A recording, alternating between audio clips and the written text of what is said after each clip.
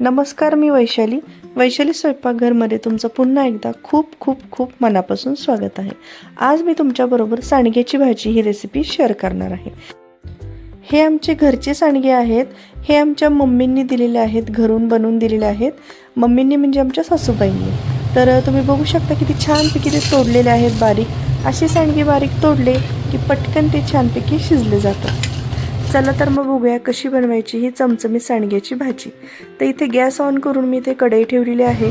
त्यामध्ये 1 चमचाभर तेल टाकून सांडगे असे परतून घेतलेले आहे। त्यानंतर त्याच कढईमध्ये मी 1 ते 1.5 पळी तेल घालून फोडणी करून घेतलेली आहे। तर फोडणीमध्ये नेहमीप्रमाणे मी इथे घातलेलं आहे मोहरी आणि जिरे आणि ते लसूण आणि कढीपत्ता हे सुद्धा मी याच्यामध्ये ठेचून घेऊन टाकलेलं आहे। तुम्ही बघू शकता साधी सिंपल आपली फोडणी आहे। सांडग्यामध्ये वेगळं काही घालायची गरजच नसते, कारण त्याच्यामध्ये ऑलरेडी भरपूर अशा काही डाळी वगैरे लसूण वगैरे छानपैकी जिन्नस असतात आणि त्याच्यामुळे त्याला ऑलरेडी चव आलेली असते। तर सिंपल असं कांदा टोमॅटो या रेसिपीमध्ये मी टाकणार आहे आणि तुम्हाला दाखवणार आहे झटपट होणारी अशी सांडग्याची भाजी। तुम्ही बघू शकता लसूण गोल्डन ब्राऊन कलरवर आल्यानंतर त्यामध्ये मी 1 चिमूटभर असं हिंग टाकलेलं आहे आणि त्यानंतर हिंग परतून घेतल्यानंतर त्यामध्ये टाकलेला आहे कांदा।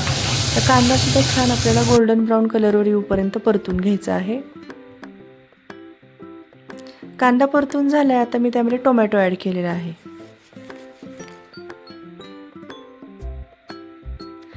सकाळच्या गडबडीमध्ये आपल्याला अशा झटपट रेसिपी मस्तपैकी आपल्याला सुचत नाहीत आणि असं वाटतं काय करावं। तर ह्या अशा कांदा टोमॅटो घालून सुद्धा छान भाज्या तयार होतात। तुम्ही नक्कीच ट्राय करून बघा। आता याच्यामध्ये माझ्या मम्मीने दिलेलं मस्तपैकी काळं तिखट मी याच्यात घातलेलं आहे। ऑल टाईम फेवरेट आहे माझं हे काळं तिखट, कारण त्याने इतकी छान चव येते भाज्यांना। खूप सुंदर असं हे काळं तिखट झालेलं आहे। आता तुम्ही बघू शकता त्यामध्ये मी तळून घेतलेले म्हणजे फ्राय करून घेतलेले पूर्ण सांडगे त्याच्यामध्ये मी ॲड केलेले आहेत। आता ते सुद्धा आपल्याला परतून घ्यायचे आणि 1 वाटीभर मी असे सांडगे घेतले होते, छोटी वाटी, त्याच ह्याने मी इथे पाऊण वाटी पाणी घालत आहे। पाणी घालून झाल्यानंतर आपल्याला आता गॅस थोडासा बारीक करायचा आहे आणि छानपैकी असं उकळी काढून घ्यायची आहे। आता यामध्ये मी चवीप्रमाणे मीठ घातलेलं आहे आणि बारीक गॅस करून झाकण ठेवून घेतलेलं आहे। आता झाकण ज्यावेळेस मी उघडले त्यावेळेस बघू शकता छान अशी उकळी आलेली आहे।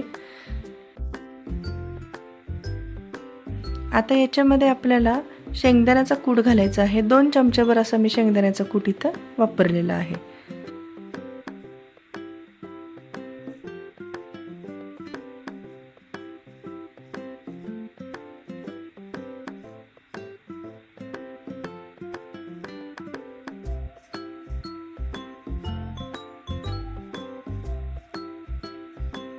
आता चांगलं याला मिक्स करून घ्यायचं आहे आणि सांडगा हा जो आहे तो थोडासा आपल्याला वेळ लागतो शिजायला, त्यामुळेच मी म्हटलं की हे प्रेशर कुकरमध्ये सुद्धा तुम्ही करू शकता। 1 शिट्टी आपल्याला फक्त काढून घ्यायची आहे, पण एक 15 मिनटं 10 ते 15 मिनटामध्ये ही भाजी शिजून निघते।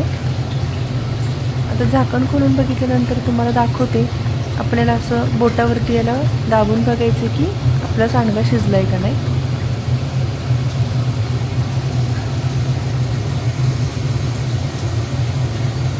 परफेक्ट असा आपला हा सांडगा शिजून निघलेला आहे। तर आपली भाजी इथं तयार झालेली आहे। आमचे हे घरचे सांडगे खूप छान झालेले आहेत चवीला, त्यामुळे त्याची भाजीसुद्धा एकदम भन्नाट झालेली आहे।